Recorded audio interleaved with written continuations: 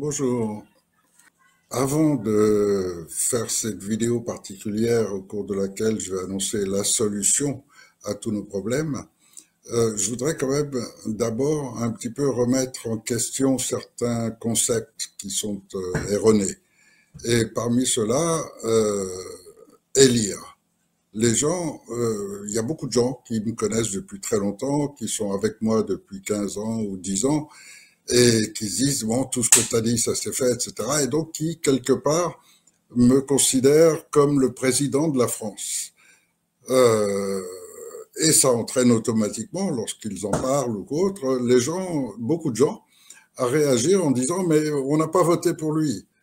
Et ce concept, c'est vraiment, ça veut dire que ils ont été totalement conditionnés, formatés. Euh, pour eux, il faut avoir voté. J'ai pas voté pour lui. Et donc, ça veut dire que pour ces gens, euh, vous leur donnez une solution à tous leurs problèmes, mais ils en veulent pas parce qu'ils n'ont pas voté pour. C'est totalement absurde.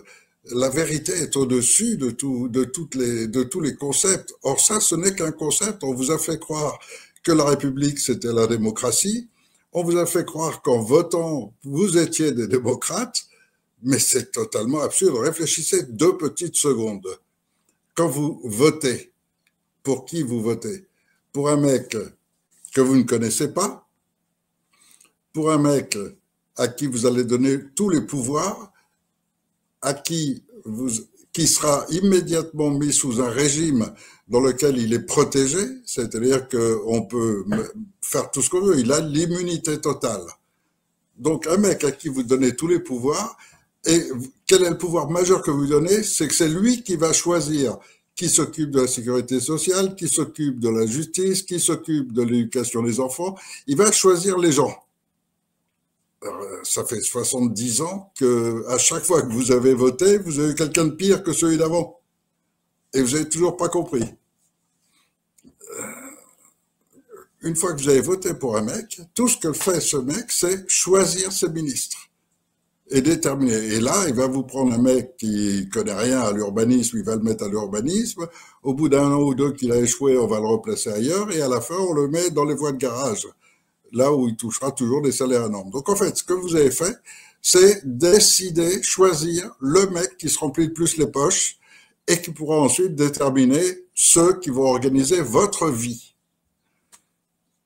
Au lieu de rentrer dans un système pareil, imaginez maintenant que vous ayez un système qui vous permette de choisir. Vous avez entendu plein de médecins, vous avez tous ceux des plateaux, les autres qui sont sur Internet ou autres, vous ne les voyez pas.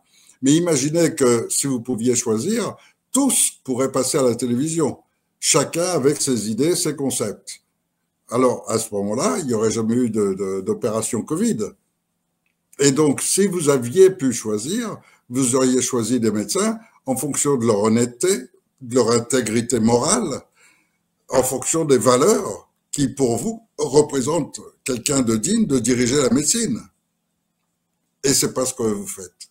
Vous, au lieu de ça, vous votez pour un mec que vous ne connaissez pas, totalement au hasard, que les publicités ont mis en avant, et vous donnez à ce mec le pouvoir de choisir qui va être le responsable de la médecine. Un mec qui n'y connaît strictement rien. Bon, entre élire et choisir, moi je crois que si vous pouviez choisir, et après c'est une question de structure pour que 70 millions de personnes, puisqu'il y a 70 millions de personnes en France paraît-il, enlevons les enfants, un certain nombre, mettons qu'il y ait 40-50 millions, bah, sur 40 millions, il y en a plein qui lisent. Il y en a plein qui ont lu des ouvrages, il y en a plein qui se sont forgés des idées, il y en a plein qui ont écouté des interviews. Et tout cela, s'ils mettent le nom, ben, on prend les noms les plus cités, c'est tout simple. Donc si vous pouviez choisir, vous auriez à la tête de la justice les gens les plus intègres, vous auriez à la tête de la santé les gens les plus intègres, vous auriez à la tête de l'éducation nationale des gens qui pensent au bien des enfants, etc. Vous auriez un monde totalement différent simplement parce que vous pourriez choisir. Alors, venez pas me dire on a voté, on n'a pas voté. De toute façon, n'oubliez pas que vous ne votez pas pour le président de la France. Vous ne votez que pour un président de la République. Et la République, c'est comme une religion, c'est une secte. C'est une secte maçonnique. C'est tout. Donc vous choisissez le patron de la secte maçonnique.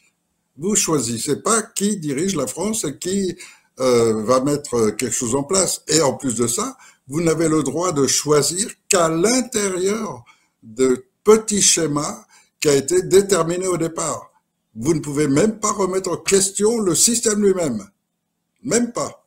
Vous ne pouvez que choisir les hommes qui ont été sélectionnés pour vous être présentés. Mais réfléchissez 2 petites secondes à ce que vous faites. Votez la pire des absurdités et vous entrez dans le jeu. Donc voilà ce que je voulais vous dire avant de faire cette vidéo qui va entrer un peu plus dans la réalité de cette solution qui pourrait nous sortir tous de ce problème gigantesque. En ce moment, on combat essentiellement au nom des agriculteurs, mais vous vous doutez bien, si vous réfléchissez un petit peu à la situation de la France, on vous a supprimé toutes les institutions. L'hôpital, c'est en dégringolade, l'argent, c'est une catastrophe, l'éducation des enfants, c'est une catastrophe, enfin, ouais, pratiquement plus rien ne marche. Ensuite, au niveau de la France elle-même, elle s'est rentrée. La France est devenue totalement ridicule sur le plan international. On a été chassé d'Afrique, on n'a plus rien. Et le peu qu'on avait en France, c'était notre production, donc notre industrie. Et c'est pareil, elle a été sacrifiée. Il n'y en a plus non plus. Donc, qu'est-ce qui vous reste? Réfléchissez 2 petites secondes à ça. Il vous reste plus qu'une seule chose, la terre, l'agriculture, celle qui vous permet au moins de pouvoir vous nourrir. Et ça, en ce moment, ils sont en train de l'exécuter. Ils sont en train de la détruire. Et quand vous aurez plus de terre, vous aurez plus de montagnes, vous aurez plus de bord de mer, vous aurez plus rien, qu'est-ce qui vous restera après? Eh ben, ils vont augmenter toutes vos charges, augmenter les moyens que eux ont sur vous de vous piquer de l'argent pour pouvoir survivre. Donc, il y aura encore un peu plus de radars, un peu plus de taxes, d'impôts, de tout ça, parce que c'est ce qui leur garantit à eux de continuer à bien vivre. Et puis vous n'aurez plus rien, vous n'aurez même plus la terre pour avoir de quoi manger correctement. Alors, ils feront venir des Américains les congelés et les cochonneries qu'ils produisent. Et bon, pour l'exportation, les Américains, ils sont pas fous. Pour ces comptes français qu'on a mis à zéro et qu'on a rabattu complètement, on va leur envoyer toute la merde dont on veut pas chez nous. Et c'est comme ça que vous allez avoir toutes les pizzas pourries, tous les trucs pourris qui arrivent, qui remplissent les congélos des grandes surfaces. Je m'arrête là parce qu'on est en train de m'écouter et que ça me dérange de parler comme ça, c'est pas si facile.